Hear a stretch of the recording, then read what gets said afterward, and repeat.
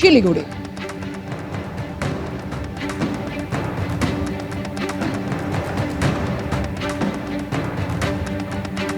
সাতটি high speed rail corridor তৈরির প্রস্তাব বাজেটে। বারাণসী থেকে শিলিগুড়ি পর্যন্ত high speed rail corridor. Mumbai Pune, Pune Hyderabad, Hyderabad Bengaluru, Hyderabad Chennai, Delhi Varanasi, Varanasi Siliguri high speed rail corridor. Mumbai থেকে চেন্নাই, দিল্লি থেকে শিলিগুড়ি সাতটি হাই স্পিড রেল করিডর ঘোষণা করলেন কেন্দ্রীয় অর্থমন্ত্রী Nirmala Sitharaman.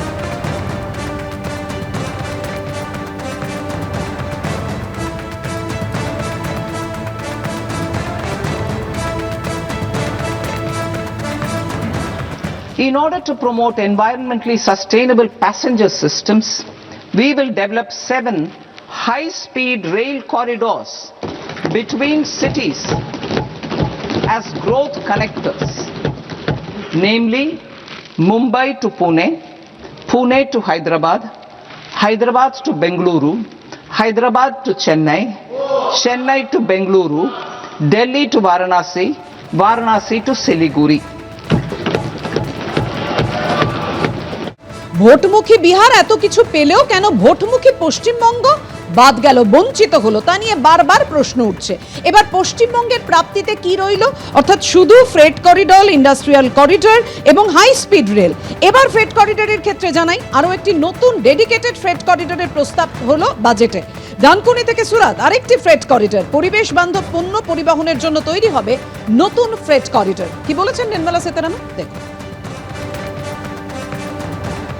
Establish new dedicated freight corridors connecting Dankuni in the east to Surat in the west. In order to promote environmentally sustainable passenger systems, we will develop 7 high-speed rail corridors between cities as growth connectors, namely Mumbai to Pune, Pune to Hyderabad, Hyderabad to Bengaluru, Hyderabad to Chennai, Chennai to Bengaluru, Delhi to Varanasi, Varanasi to Siliguri.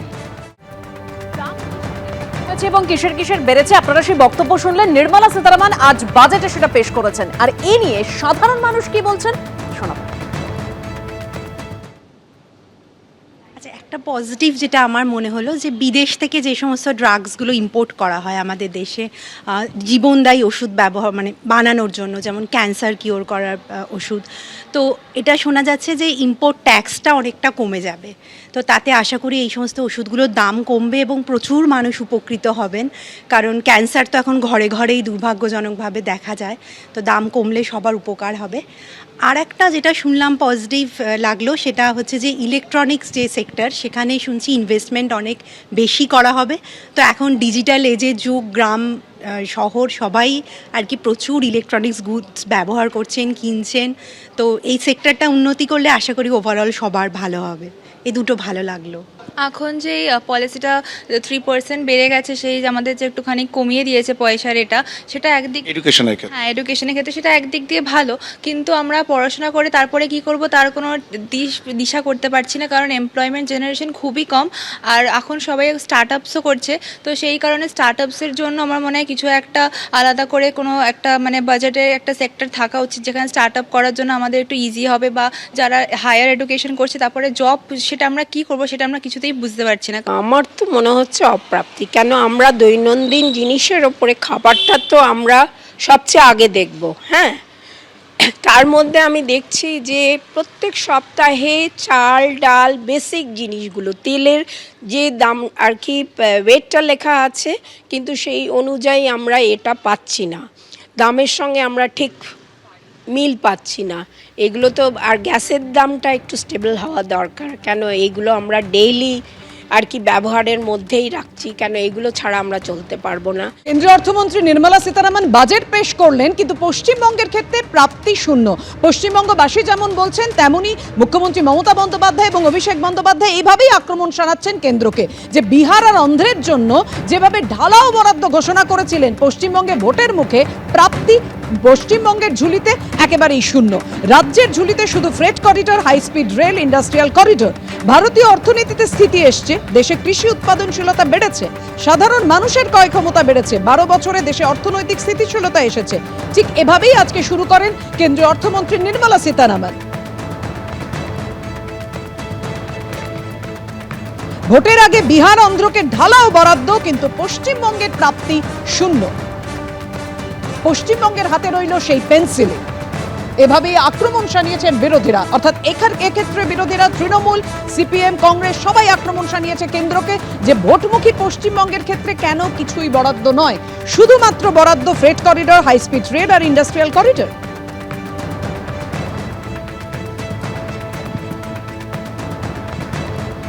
7টি high speed rail corridor তৈরির প্রস্তাব বাজেটে। এ নিয়ে সাধারণ মানুষ কি বলছেন শোনাব। বারাণসীটা হচ্ছে বাঙালি, বিশেষ করে হিন্দু ধর্মাবলম্বী মানুষের আবেগ। সেই আবেগের সাথে শিলিগুড়ি যুক্ত হচ্ছে, এটা আমার কাছে একটা বিরাট পাওনা। এর সাথে শিলিগুড়ি বা উত্তরবঙ্গের মানুষ বারাণসীর সাথে যোগাযোগটা আরও বাড়বে, আমরা তীর্থক্ষেত্রের কাছে পৌঁছে যাব। তো এটার জন্য যারা এটা করেছেন তাদেরকে ধন্যবাদ জানাচ্ছি এবং আশা করি যে এই অঞ্চলের মানুষ খুব স্বতঃস্ফূর্তভাবে এই প্রকল্পটাকে গ্রহণ করবেন এবং আশীর্বাদ করবেন। হিসেবে তো ভালোই লাগছে যে শিলিগুড়ি থেকে যারা আপনার বেনারসে যাবেন তারা তো কর্মস্থানে যাবেন, খুব ভালো কথা, কিন্তু সুষ্ঠু পরিষেবা মানে দিলেই আরও ভালো লাগবে। কারণ অনেকগুলো শুধু ট্রেনের জায়গায় ট্রেন নামানো হচ্ছে, কিন্তু মানুষ সুষ্ঠু পরিষেবা পাচ্ছেন না। রেল দপ্তরের উচিত সুষ্ঠু পরিষেবা দিয়ে যেন ট্রেনটা চালু করা হয়। 7টি হাই স্পিড রেল করিডোর তৈরির প্রস্তাব বাজেটে। নির্মলা সীতারামন অর্থমন্ত্রী, কেন্দ্রীয় অর্থমন্ত্রী, তিনি যেরকম বললেন যে বারাণসী থেকে শিলিগুড়ি পর্যন্ত high speed rail corridor, Mumbai থেকে পুনে, পুনে থেকে হায়দ্রাবাদ, হায়দ্রাবাদ থেকে বেঙ্গালুরু, হায়দ্রাবাদ থেকে চেন্নাই, দিল্লি থেকে বারাণসী, বারাণসী থেকে Siliguri, high speed rail corridor. অন্যদিকে মুম্বাই থেকে চেন্নাই, দিল্লি থেকে শিলিগুড়ি, এই 7টি high speed rail corridor. Siliguri মাননীয় প্রধানমন্ত্রী নরেন্দ্র মোদীর সাথে মিশে গেল, অর্থাৎ Siliguri Varanasi constituency high speed railway corridor মানে হচ্ছে বুলেট ট্রেন। আহমেদাবাদ মুম্বাইয়ের পর দ্বিতীয় বুলেট ট্রেন পেতে চলেছে শিলিগুড়ি। এর থেকে বড় খবর কি হতে পারে? শিলিগুড়ি শহরের গুরুত্ব আজকে এই বুলেট ট্রেন দেওয়ার মধ্যে দিয়ে যে উচ্চতায় পৌঁছলো, আমার মনে হয় প্রত্যেক শিলিগুড়িবাসী তার জন্য গর্ববোধ করবে। We are so happy. কয়েকদিন আগেই 5টা ট্রেন বিভিন্ন প্রান্তে ভারতবর্ষের, বন্দে ভারতের স্লিপার ট্রেন আর এবার বুলেট ট্রেন। আমার মনে হয় পশ্চিমবঙ্গের মানুষ, উত্তরবঙ্গের মানুষ, কেন্দ্রের সরকার যেভাবে ইস্টার্ন ইন্ডিয়ার প্রতি নজর দিচ্ছে সেটা এর থেকে প্রমাণিত। আমরা উত্তরবঙ্গের মানুষরা চাই রেল যোগাযোগ আরও উন্নত হোক। কিছু হয়েছে, হয়নি আমি এই কথা বলছি না। বারাণসী পর্যন্ত যে রেল করিডোরের যে পরিকল্পনা থেকে ঘোষিত হয়েছে সেটাও একটা ভালো, কিন্তু উত্তরবঙ্গের মানুষ, বিশেষ করে শিলিগুড়ির মানুষ, দার্জিলিং জেলার মানুষ কি চায়? দার্জিলিং জেলার মানুষ চায় নিউ জলপাইগুড়িকে একটা ডিআরএমে পরিণত করা। সেই দাবিটা কিন্তু আজও পর্যন্ত কার্যকরী কিন্তু হচ্ছে না। এবং সঙ্গে সঙ্গে যেটা আমরা আশা করেছিলাম যে এবারের রেল বাজেটে অন্ততপক্ষে নিউ জলপাইগুড়িকে একটা সেপারেট ডিআরএম করা হবে, এবারেও কিন্তু সেটা করা হয়নি। অথচ নিউ জলপাইগুড়ি স্টেশনকে বলা হচ্ছে একটা বিশ্বমানের স্টেশন করা হবে, সেই উদ্যোগও চলছে। সেরকম একটা জায়গাকে এটা একটা নতুন ডিআরএম করা উচিত ছিল, সেটা হলে আমরা আরও খুশি হতাম। এবিপি আনন্দ, এগিয়ে থাকে, এগিয়ে রাখে।